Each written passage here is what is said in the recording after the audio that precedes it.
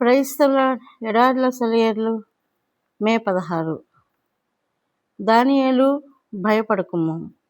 నీవు తెలుసుకొనవలెనని నీ మనస్సును అప్పగించి దేవుని ఎదుట నిన్ను తగ్గించుకునిన ఆ మొదటి దినము మొదలుకొని నీవు చెప్పిన మాటలు వినబడినవి గనుక నీ మాటలను బట్టి నేను వచ్చితిని.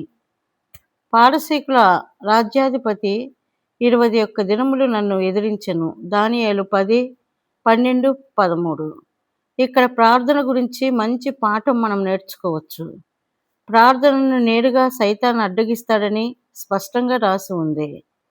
దానియేలు 21 రోజులు ఉపవాసం ఉండి ప్రార్థన చేశాడు. ప్రార్థనలో చాలా శ్రమించాడు. అయితే ఇక్కడ రాయబడిన దాని ప్రకారం అతనికి వెంటనే జవాబు రాకపోవడానికి కారణం దానియేలు యోగ్యుడు కాదని కాదు, అతని ప్రార్థన సరైనది కాదని కాదు, సైతాను అడ్డగించినందువలన. నిజానికి దానియేలు ప్రార్థించడం మొదలు పెట్టగానే అతనికి జవాబివ్వడానికి దేవుడు తన దూతను పంపించాడు. అయితే ఒక దుష్ట శక్తి ఆ దూతను ఎదుర్కొని అడ్డగించి దూతతో పెనుగులాడింది. పరలోకంలోనే ఆ పెనుగులాట జరిగింది. అక్కడ పోరాటం జరుగుతున్నంత కాలము ఇక్కడ భూమి మీద దానియేలు ప్రార్థనలో పోరాడుతూనే ఉన్నాడు. ఏలయనగా మనము పోరాడునది శరీరులతో కాదు, కానీ ప్రధానులతోనూ అధికారులతోనూ ప్రస్తుత అంధకార సంబంధులకు లోకనాథులతోనూ ఆకాశ మండలమందున్న దురాత్మల సమూహములతోనూ పోరాడుచున్నాము.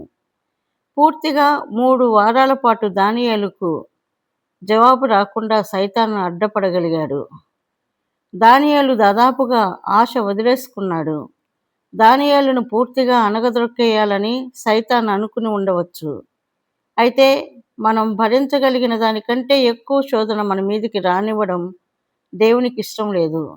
చాలామంది క్రైస్తవుల ప్రార్థనలు సైతాను మూలంగా నిర్వీర్యం అవుతూ ఉంటాయి. అయితే మీ విశ్వాసం, ప్రార్థనలు అలా పేరుకుపోతూ ఉంటే మీకే లాభం. ఉన్నట్టుండి ఒక్కసారిగా వరదలాగా ప్రవహించి జవాబుని లాక్కొస్తాయి. అంతేకాక అదనంగా కొన్ని ఆశీర్వాదాలను వాటితో పాటు కొట్టుకొస్తాయి. అంధకార శక్తి పరిశుద్ధులకి తాను చేయగలిగిన హానిని అంతటినీ చేస్తుంది.